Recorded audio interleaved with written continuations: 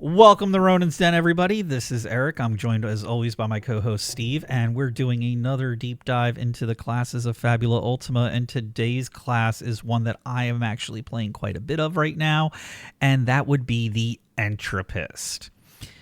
The Entropist is the utility mage.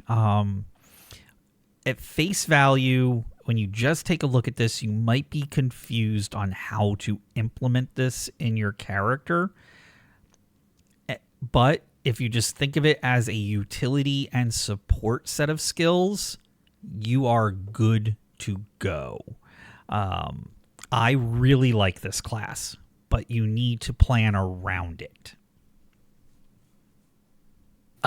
Definitely agree with that statement. It is very much a support class, but it's not a healer. That I'm going to make that distinction. It is 100%. It has a couple things that can deal damage, but for the most part, it's getting you resources back. It's giving you additional ways to deal damage.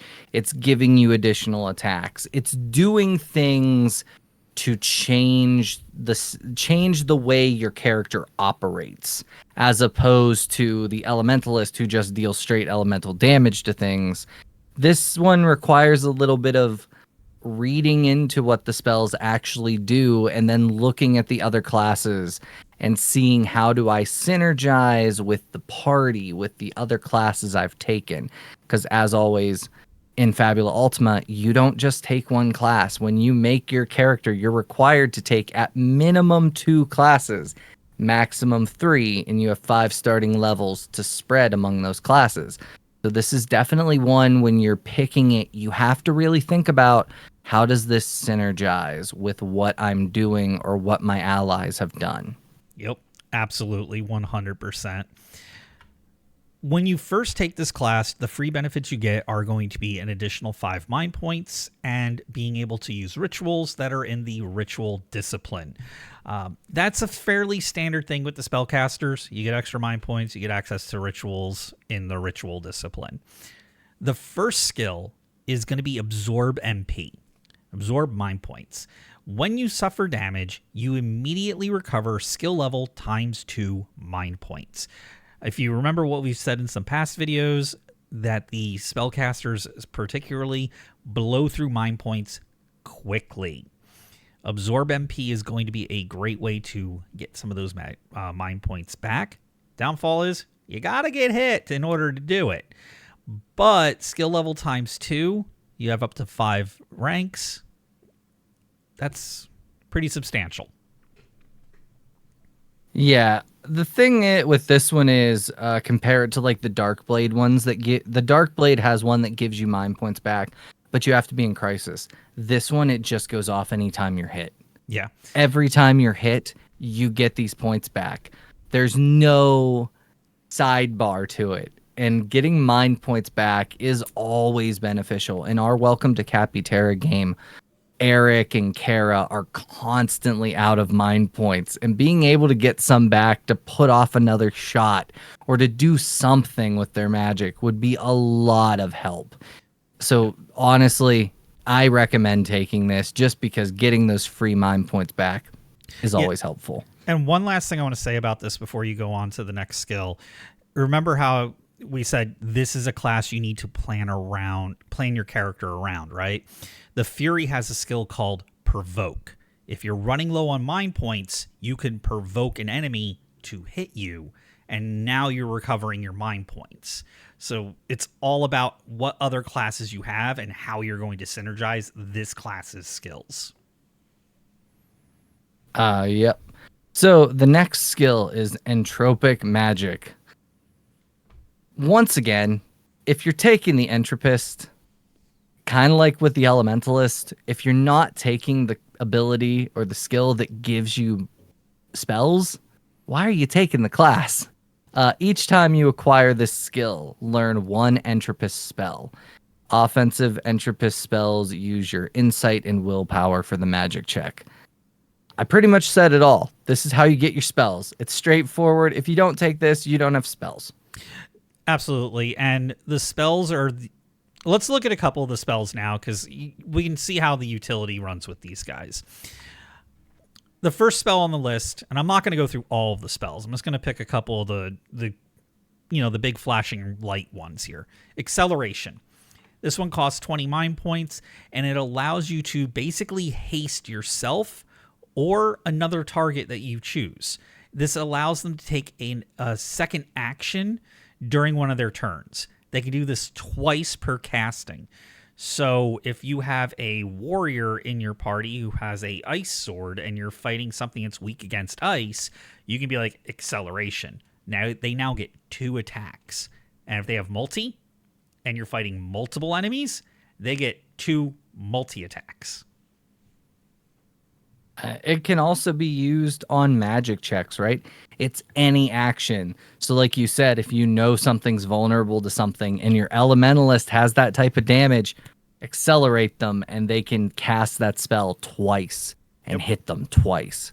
It's just a great spell. And you, like I said, if you synergize this with your party, with the things that you can do and they can do, it can make a world of difference.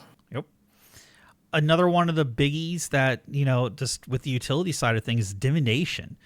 This allows you to cast the spell. You hold it. It's like a buff that you get. You glimpse briefly into the future until the spell ends, and it lasts for the entire scene. Scenes in Fabula Ultima are kind of nebulous on how long they take. It's however long the storyteller says you're in that particular scene. For combat, that's pretty straightforward. It's from the start of combat to the end of combat.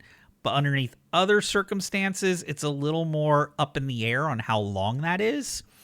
However, until it ends, when a creature you see performs a check, if it wasn't a fumble or a critical success, you may force that creature to reroll both of the dice. Once you have forced 2 rerolls, this spell ends.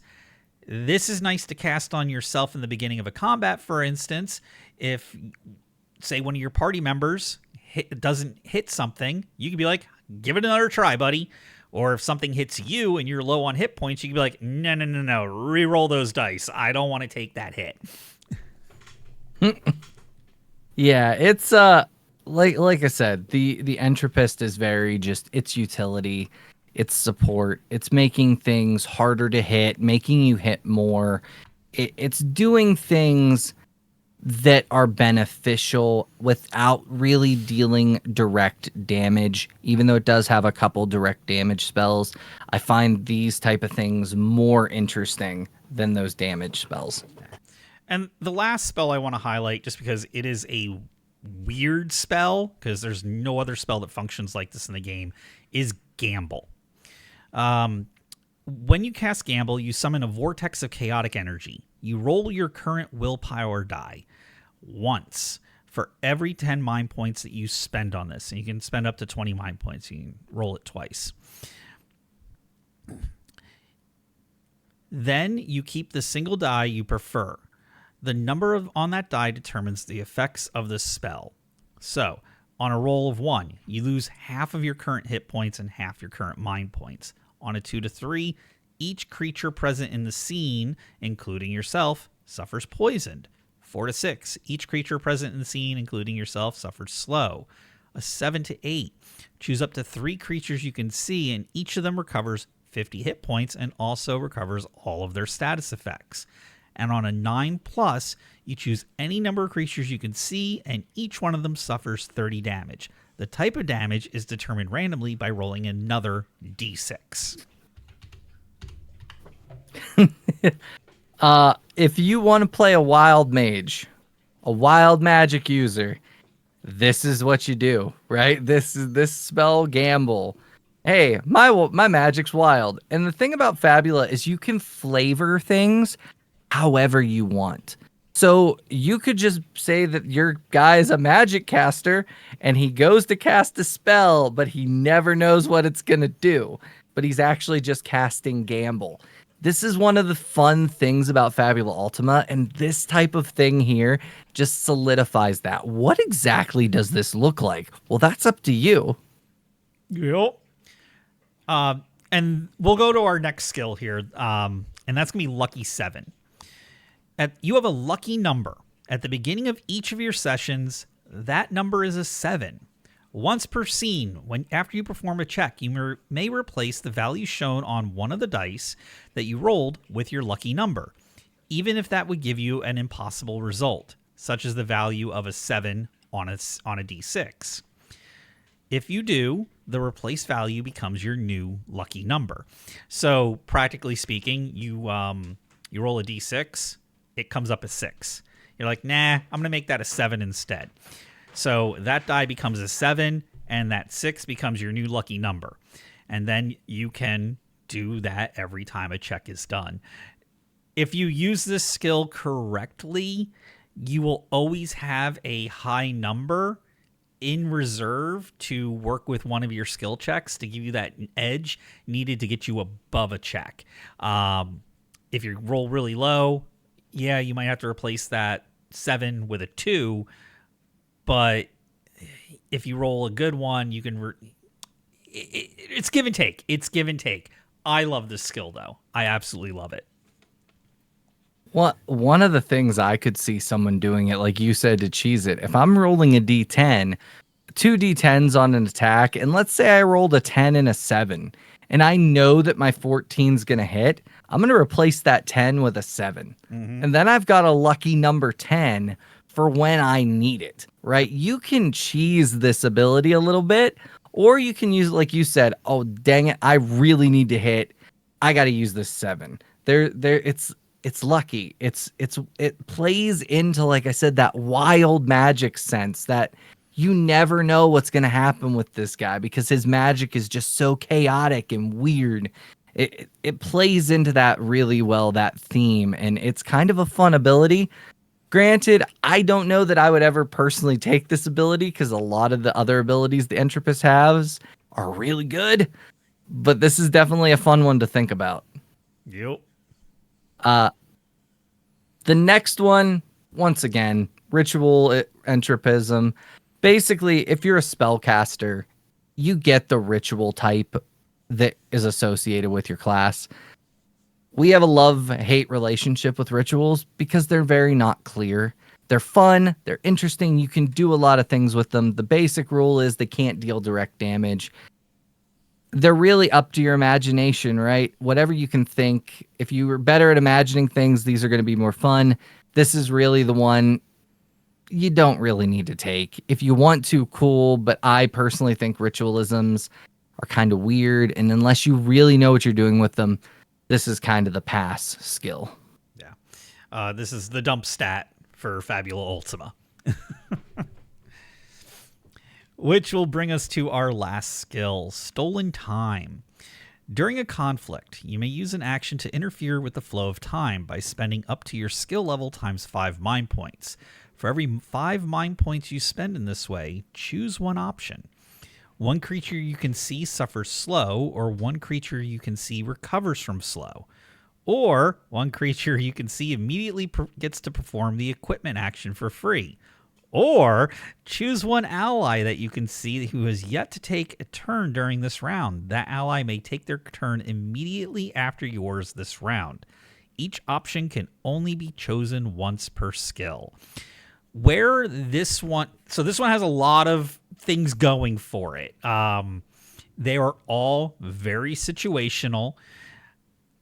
They're all useful when there's a time for them to be useful. There's really no downsides to the skill. It's just everything is so situational about it.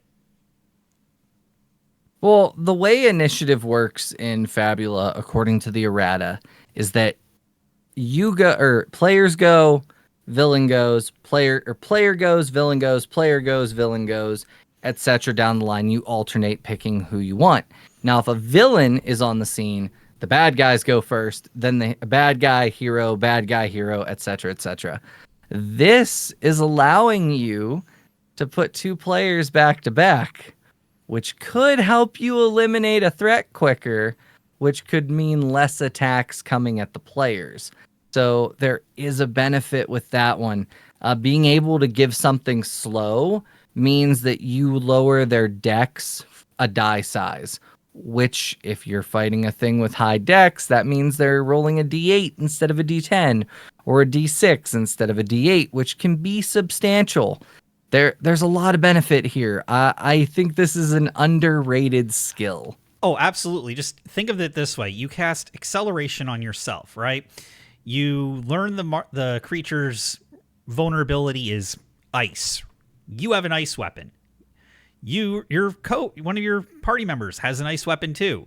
You hit, you do your double damage for your ice weapon, and then you're like, because you have acceleration, you use your second skill to invoke the stolen time to have your party member who has an ice weapon as well jump the line and do more damage right behind you.